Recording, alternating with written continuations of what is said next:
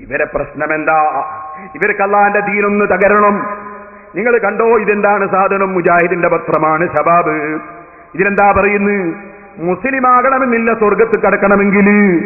സ്വർഗത്ത് കടക്കാൻ മുസ്ലിം ആകണമെന്നില്ല, അല്ലാണ്ട് സ്വർഗത്ത് കടക്കുന്നതാണ് പുതിയ ഖുർആനാണ്. കേട്ടോളൂ, ഏത് മതക്കാരനായാലും ഏകനായ ലോകരക്ഷിതാവിനും അന്ത്യദിനത്തിലും വിശ്വസിച്ചാലേ മോക്ഷത്തിന് ഭയമോ ദുഃഖമോ ഇല്ലാത്ത ശാശ്വത ജീവിതത്തിന് അർഹത ലഭിക്കൂ എന്നാണ്. നൂടി കേട്ടോളെ, ഏത് മതക്കാരനായാലും ഏകനായ ലോകരക്ഷിതാവിലും അന്ത്യദിനത്തിലും വിശ്വസിച്ചാലേ മോക്ഷത്തിന് ഭയമോ ദുഃഖമോ ഇല്ലാത്ത ശാശ്വത ജീവിതത്തിന് അർഹത ലഭിക്കൂ എന്നാണ് 2:63, 5:69 എന്നീ സൂക്തങ്ങളിൽ നിന്ന് സംശയത്തിന് ഇടയില്ലാത്ത വിധം വ്യക്തമാകുന്നത്. അപ്പോ റസൂലുള്ളാഹിയെ കൊണ്ട് വിശ്വസിക്കേണ്ട പ്രശ്നമില്ല. പിന്നെ എന്തിനാ ഏത് മതക്കാരനായാലും എന്തിനാ വിശ്വസിക്കേണ്ടത്? ലോകരക്ഷിതാവിനും അന്ത്യദിനത്തിലും വിശ്വസിച്ചാൽ മതി. ലോകരക്ഷിതാവിന് മുശ്രിക്കുകൾക്ക് വിശ്വാസമുണ്ട് എന്നുള്ളത് വളരെ വ്യക്തമായിട്ട് ഇവിടെ മൗലവി പറഞ്ഞതാണ്. നമ്മളെ ഏറ്റവും വലിയ തർക്കം തന്നെ അബൂജഹലിന് അല്ലാഹുവിന് വിശ്വാസം ഉണ്ടോ ഇല്ലേ എന്നുള്ള തർക്കമായിരുന്നു. നബി സല്ലല്ലാഹു അലൈഹി വസല്ലം നിയോഗിക്കപ്പെടുന്ന അബൂജഹൽ അടക്കമുള്ള ജനത, അവർക്ക് അല്ലാഹുവിൽ വിശ്വാസമുണ്ടോ? അതാണ് നമ്മുടെ തർക്കം. വിശ്വാസമില്ല എന്നൊരു കൂട്ടര് പറയുന്നു. മുസ്ലിം ആയാലേ മോക്ഷം കിട്ടൂ എന്നത് അത് ഖുർആൻ അംഗീകരിക്കാത്ത വാദമാണ് പോൽ. കേട്ടോ, എന്നാൽ മുസ്ലിം സമുദായത്തിൽ അംഗമാവുകയും സാമുദായിക ചട്ടക്കൂടിനകത്ത് ജീവിക്കുകയും ചെയ്താൽ മാത്രമേ മോക്ഷം ലഭിക്കൂ എന്ന ധാരണയെ ഈ സൂക്തങ്ങൾ നിരാകരിക്കുന്നു എന്ന യാഥാർത്ഥ്യം വിസ്മരിക്കാവുന്നതല്ല. ഒരാൾ ഏത് സമുദായത്തിൽ ജനിച്ചവനാണെങ്കിലും ഏത് സമുദായത്തിന്റെ ഭാഗമായി അറിയപ്പെടുന്നവനാണെങ്കിലും പ്രപഞ്ചനാഥനെ മാത്രമാണ് ആരാധിക്കുകയും പ്രാർത്ഥിക്കുകയും ചെയ്യുന്നതെങ്കിൽ അവന് മോക്ഷം ലഭിക്കാം, അവന് സ്വർഗാവകാശിയാകാം, ഭയദുഃഖമുക്തമായ ജീവിതത്തിന് അർഹനാകാം. പ്രപഞ്ചനാഥനെ ലോകത്തുള്ള എല്ലാവരും അല്ലാഹു എന്ന് തന്നെ വിളിക്കണമെന്നോ? അപ്പൊ ഈശ്വരന്ന് വിളിച്ചാ മതിയോ? ദൈവമെന്ന് വിളിച്ചാ മതിയോ? കർത്താവെന്ന് വിളിച്ചാ മതിയോ? എല്ലാം സംശയം വേണ്ട. കേട്ടോളി, എന്താ പറയുന്നത്? പ്രപഞ്ചനാഥനെ ലോകത്തുള്ള എല്ലാവരും അല്ലാഹു എന്ന് തന്നെ വിളിക്കണമെന്നോ ഒരേ തരം പ്രാർത്ഥനാ കീർത്തനങ്ങൾ ഉരുവിടണമെന്നോ നിഷ്കർഷിച്ചിട്ടില്ല. എല്ലാരും ഒരുപോലത്തെ നിസ്കാരം നടത്തണമെന്നില്ല, ഒരുപോലത്തെ നോമ്പ് വേണമെന്നില്ല, ഒരുപോലത്തെ പ്രാർത്ഥന വേണമെന്നില്ല, അല്ലാഹ് വിളിക്കണമെന്നില്ല, മുസ്ലിം സമുദായത്തിൽ അംഗമാകണമെന്നുമില്ല. മോക്ഷം കിട്ടും കേട്ടോ.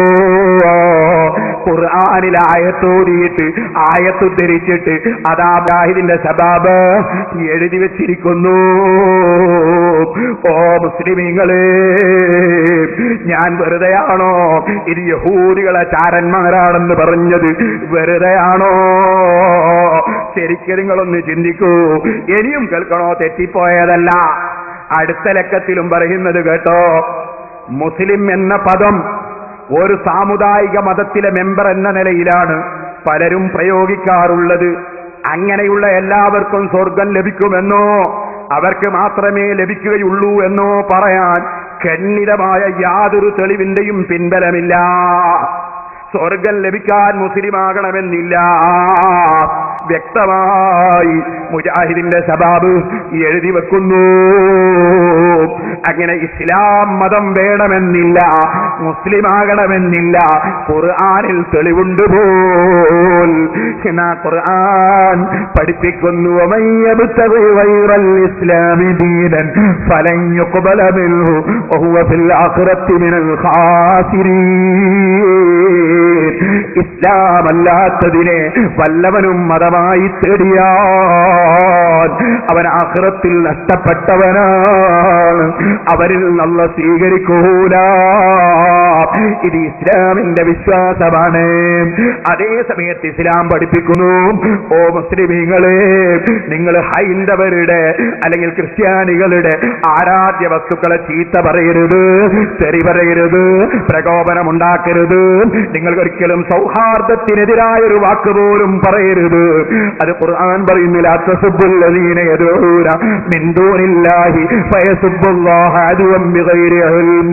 അമുസ്ലിം സഹോദരന്മാരുടെ ആരാധ്യ വസ്തുക്കളെ നിങ്ങൾ ചീത്ത പറയരുത് കേട്ടോ, തെറി പറയരുത് കേട്ടോ. അമുസ്ലിമീകൾക്കും നിങ്ങൾ നന്മ ചെയ്യണം കേട്ടോ. ലാ യൻഹാകുമുല്ലാഹു അനില്ലദീന ലം യുഖാതിലൂകും ഫിദ്ദീനി വലം യുഖ്രിജൂകും മിൻ ദിയാരികും അൻ തബറൂഹും വതുഖ്സിതൂ ഇലൈഹിം ഇന്നല്ലാഹ യുഹിബ്ബുൽ മുഖ്സിതീൻ. അല്ലാഹുവിന് നീതി പുലർത്തുന്നവരോട് വലിയ ഇഷ്ടമാണ്. അതുകൊണ്ട് നിങ്ങളോട് എതിർപ്പ് കാണിക്കാത്ത അമുസ്ലിം സഹോദരന്മാരോട് നിങ്ങൾ നീതി പുലർത്തണേ. നിങ്ങൾ അവരോട് നല്ല നിലക്ക് വർത്തിക്കണേ, അവർക്ക് നന്മ ചെയ്യണേ. എല്ലാ സമുദായത്തിനും നന്മ ചെയ്യണം. പക്ഷേ വിശ്വാസം, നിങ്ങളെ വിശ്വാസം ഞാൻ ഇസ്ലാമിലായാലേ ആഖിറം രക്ഷപ്പെടൂ എന്ന് ഉറപ്പിച്ച് വിശ്വസിക്കണേ. ഇത് ഖുർആൻ ഖണ്ഡിതമായി പഠിപ്പിക്കുമ്പോ ഖുർആനിനെതിരെ ഖുർആനിലായത്തിന്റെ നമ്പറും കൊടുത്തിട്ട് മൗലവിമാര് പറയുന്നത്, ഓ മുസ്ലിമീങ്ങളെ, നിങ്ങൾ കണ്ടില്ലേ ഇത് ഇസ്ലാമാണോ, ഇത് യഹൂദി ചാരന്മാരാണെന്ന് വിശ്വസിക്കാൻ വകുപ്പില്ലയോ? അപ്പൊ നിങ്ങൾ മനസ്സിലാക്കണം, അതാ റസൂലുള്ളാഹിനെ വിളിച്ചാലേ കുഴപ്പമുള്ളൂ. അല്ല, നിങ്ങൾ ഏത് മതത്തിൽപ്പെട്ടാലും കുഴപ്പമില്ല. അള്ളാന്ന് വിളിക്കണമെന്നില്ല, നിസ്കാരം നടത്തണമെന്നില്ല. ഇതുവരെ ഈ മൗലവിമാര് എഴുതി വെച്ചില്ലേ, പ്രസംഗിച്ചില്ലേ? നിങ്ങൾ മനസ്സിലാക്കണം, ഈ പുത്തൻവാദികൾ അവരുടെ ഈമാൻ തൊണ്ടക്കുഴി വിട്ടുകിടക്കൂലെന്നല്ലേ റസൂലുള്ളാഹി സല്ലല്ലാഹു അലൈഹി വസല്ലം തങ്ങൾ പറഞ്ഞത്. തൊണ്ടക്കുഴി വിട്ടുകിടക്കൂല. അതിനെ സംബന്ധിച്ച് വിശദീകരിച്ചിട്ട് ബഹുമാനപ്പെട്ട ഇബ്നു ഹജർ അസ്ഖലാനി റളിയല്ലാഹു അൻഹു പറഞ്ഞു, ശരിയാണ്. പറഞ്ഞതിന്റെ അർത്ഥം എന്താണ്? അതിന്റെ അർത്ഥം അവര് ലാ യുജാവിസു ഈമാനുഹും ഹനാജിറഹും അയ്യന്തിഖൂന ബിശഹാദത്തൈനി വലാ യഅരിഫൂനഹാ ബിഖുലൂബിഹിം. ഷഹാദത്ത് അതുകൊണ്ട് പറയും, മനസ്സുകൊണ്ട് അവരത് അറിയുകയോ ഉൾക്കൊള്ളുകയോ ചെയ്തിട്ടില്ല. ഖുർആൻ ഓതുന്നത് കേട്ടാൽ, ഖുർആന്റെ ആയത്തിങ്ങനെ പറയുന്നിട്ടാലോ, അതൊരു റിവായത്തിൽ റസൂൽ തന്നെ പഠിപ്പിച്ചു, യഖറഊനൽ ഖുർആന റതബൻ, പച്ചയായി ഖുർആൻ പറയല. ഖുർആൻ ക്ലാസ് അല്ലേ, ഖുർആൻ പച്ചയിൽ ഇങ്ങനെ ഓതലല്ലേ. അള്ളാന്റെ റസൂൽ എത്ര സുന്ദരമായിട്ടാണ് ഇവരെ ലക്ഷണം പറഞ്ഞത്. എന്നാൽ സഹോദരന്മാരെ, നിങ്ങൾ ചിന്തിക്കുക, ഈ ഹദീസിന്റെ വ്യാഖ്യാനത്തിൽ ഇബ്നു ഹജർ തങ്ങൾ പറയുന്നു, വഫീഹി സജ്റു അനിൽ അഖ്ദി ബിളവാഹിരി ജമീൽ ആയാത്തിൽ ഖാബിലത്തിൽ തവീൽ അല്ലത്തി യുഫ്ദിൽ ഖൗലി ളാഹിരിഹാ ഇലാ മുഖാലഫത്തി ഇജ്മാഇ സലഫി. മുൻഗാമികളായ മഹാന്മാര് പറഞ്ഞതിനെതിരെ തോന്നുന്ന അർത്ഥം നിങ്ങൾക്ക് ഖുർആനിന്റെ വല്ല സ്ഥലത്തും കിട്ടുന്നുണ്ടോ? മുൻഗാമികൾക്കെതിരെ ആണെന്ന് തോന്നുന്ന അർത്ഥം കിട്ടുന്നുണ്ടോ? ആ അർത്ഥം തെറ്റാണെന്ന് വിശ്വസിക്കണമെന്ന് റസൂലുള്ള ഈ ഹദീസിലൂടെ പഠിപ്പിക്കുകയാണ്. മുൻഗാമികളെ തുടരാതെ ഖുർആൻ സ്വീകരിക്കാൻ നിവൃത്തിയില്ല. മുൻഗാമികളെ തുടർന്നുകൂടാതല്ലേ നമ്മളെ മൗലവിന്റെ പ്രധാനപ്പെട്ട ആമുഖം. മൗലവി പറയും, ഞാനൊരു ആമുഖം പറഞ്ഞിട്ടുണ്ട്, ഈ ആമുഖം നിങ്ങൾ തീരോളം മനസ്സിൽ ഓർമ്മിക്കണേന്ന് മൂപ്പര് പറഞ്ഞു. എന്താ ആമുഖോ? മുൻഗാമികളെ സ്വീകരിച്ചുകൂടാ. എന്നാൽ നിങ്ങൾക്ക് കേൾക്കണോ, ഈ മൗലവി ഇവിടെ ചെയ്ത ഒരു വല്ലാത്ത ഒരു സംഗതിയുണ്ട്. അതെന്താ? മൗലവിക്ക് ഒന്നും പെടുത്തല്ലാതെ ഇപ്പൊ റാസി പോയിട്ടെടുത്തു.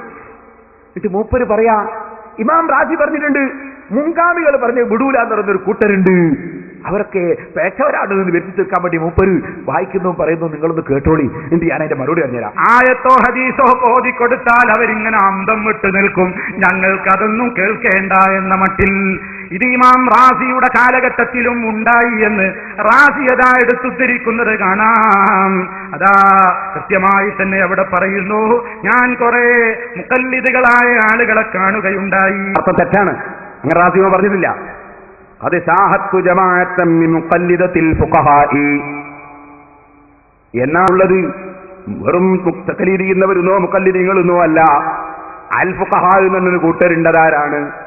ഇസ്ലാമിന്റെ മുൻഗാമികൾ എങ്ങനെ ചെയ്തു, എന്ത് ചെയ്തു എന്ന് നോക്കാതെ കർമ്മശാസ്ത്രത്തിൽ ഏതെങ്കിലും പഴുതു വെച്ചിട്ട് സംസാരിക്കുന്ന ദുന്യാവിന്റെ കർമ്മശാസ്ത്രക്കാരായ ചില കക്ഷികളുണ്ട്. ആ കക്ഷികളെ പറ്റി പറയാണ്, അത് മൗലവി തിരിമറി നടത്തിയതാണ്. ബാക്കിയൂടി പറയട്ടെ, എന്ത് പറയാം? وقرأت عليهم آيات كثيرة من كتاب الله تعالى في بعض المسائل وكانت مذاهبهم بخلاف تلك الآيات فلم يقبلوا تلك الآيات ولم يلتفتوا إليها وبقوا ينظرون إلي كالمتعجبين. يعني كيف يمكن العمل بظاهر هذه الآيات مع أن الرواية عن سلفنا وردت بخلافها. അദ്ദേഹം പറയുന്നത് എന്താണെന്നോ, ചില ആളുകളെ ഞാൻ കണ്ടുമുട്ടി, ചില സമൂഹത്തെ എനിക്ക് കാണാൻ കഴിഞ്ഞു. പണ്ട് കാലത്തുണ്ടായ കാര്യം പറയാ. ചില ആളുകളെ എനിക്ക് കാണാൻ കഴിഞ്ഞു. ഞാൻ അവരോട് ചില വിഷയങ്ങളിലൊക്കെ അള്ളാന്റെ ആയത്തോതി കൊടുത്തു. ആയത്തോതി കേട്ടോക്കുമ്പോ അവര് വിശ്വസിക്കുന്ന അല്ലെങ്കിൽ അവര് മനസ്സിലാക്കിയതിന് നേരെ എതിരാണ് ഈ ആയത്തിൽ കേൾക്കുന്നത്.